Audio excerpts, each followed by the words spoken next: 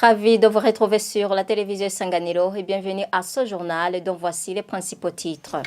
Le président de l'Assemblée nationale a pris acte en date du 11 juin courant la nouvelle composition et direction du groupe parlementaire CNL suite à la correspondance lui adressée à cet effet par le député Léopold Hakizimana en date du 6 mai cette année. En tant que président du groupe parlementaire CNL, Daniel Gelaz Ndavilave a informé l'honorable Hakizimana dernièrement nommé dans la réunion qui a rassemblé 13 députés, reconnaissant la nouvelle présidence du CNL accompagnée par Nestor Girukishaka, nouveau président du parti. Et vous aurez les détails au cours de ce journal.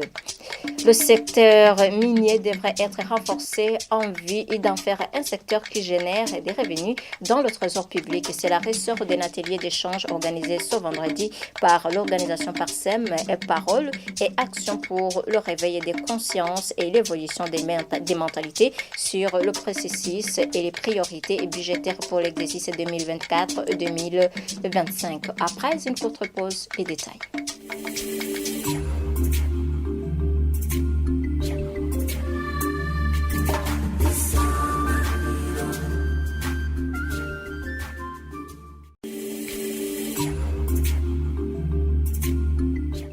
Encore une fois, bienvenue à ce journal. Je vous le disais en titre, le président de l'Assemblée nationale a pris acte en date du 11 juin courant la nouvelle composition et direction du groupe parlementaire CNL suite à la correspondance lui adressée à cet effet par le député Léopold Hakizimana en date du 6 mai cette année. En tant que président du groupe parlementaire CNL, Daniel Gelaz Ndavilave a informé l'honorable Hakizimana dernièrement nommé dans la réunion qui a rassemblé 13 députés reconnaissant la nouvelle présidence du CNL accompagnée par Nestor Girukishaka, nouveau président du parti que le bureau de l'Assemblée nationale s'est ainsi conformé aux articles 50 et 52 du règlement d'ordre intérieur de cette institution.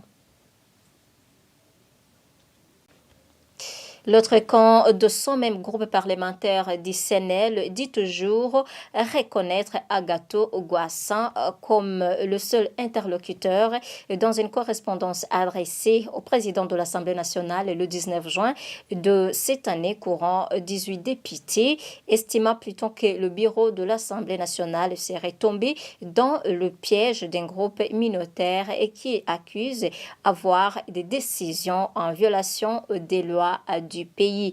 Honorable Simon Bizimungu est l'un de ses députés et signataire de la correspondance.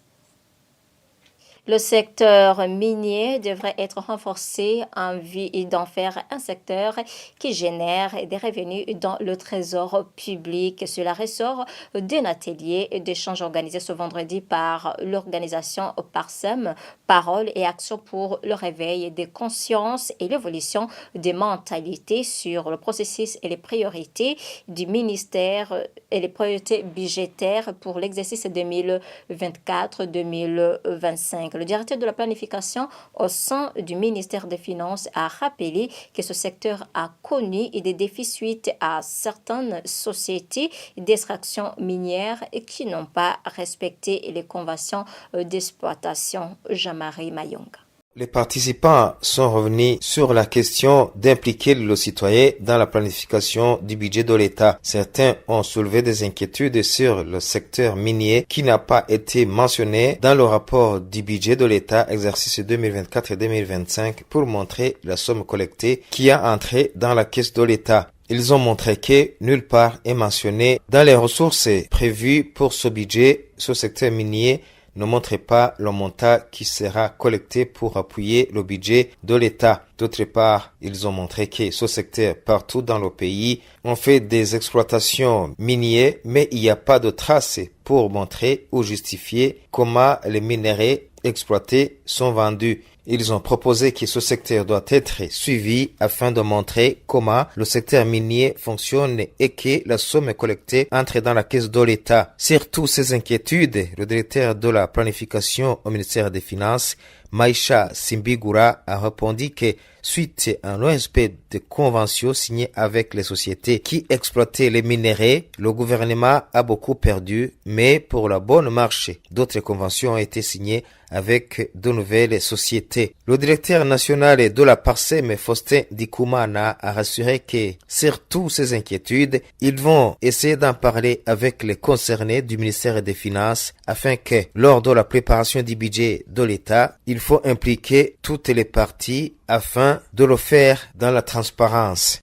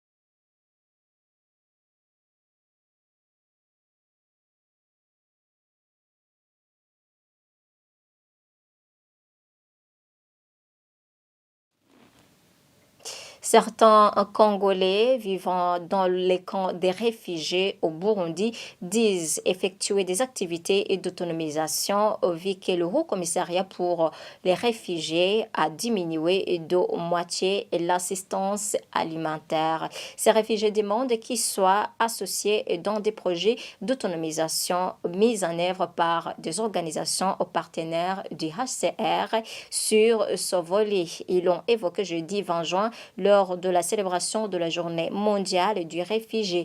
Le représentant du gouvernement burundais et la représentante du HCR au Burundi ont promis de se concentrer pour une solution durable. Mireille Kanyang.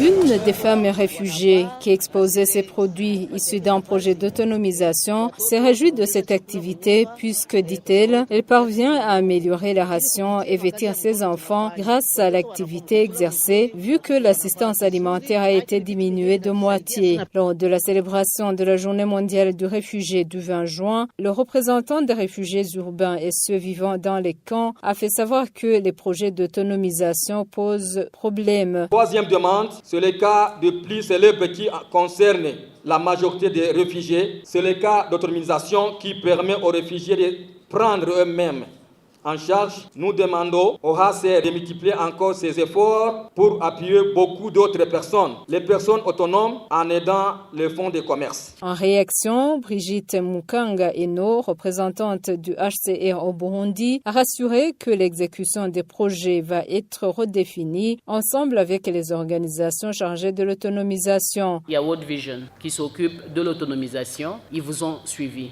ils ont tout suivi. Et il y aura des discussions plus profond entre World Vision, nous-mêmes et vous, pour essayer de recalibrer les différents programmes pour avoir un impact réel.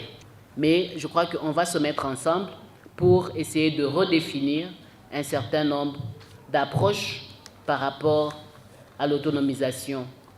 Le plus important, c'est que déjà de vous-même, vous êtes conscient qu'avec la réduction de l'assistance humanitaire, ça ne peut pas tenir. On ne peut pas continuer comme ça. Avec l'assistance de 50% en vivres, ça ne tient pas même 2 semaines au niveau du camp. Et qu'est-ce qui va se passer après les 2 semaines en attendant la prochaine distribution? Donc, on va s'asseoir ensemble dans la redéfinition des projets. Théophile Ndaroufati, secrétaire permanent au ministère de l'Intérieur, a promis qu'une solution durable sera trouvée. À travers les discussions entre les parties prenantes, des solutions sont aussi possibles. Alors, on va continuer ces concertations qui certainement vont aboutir à des solutions durables. Jusqu'ici, près de 90 000 réfugiés congolais et demandeurs d'asile vivent dans les 5 camps et le site de Giharo en province Rutana.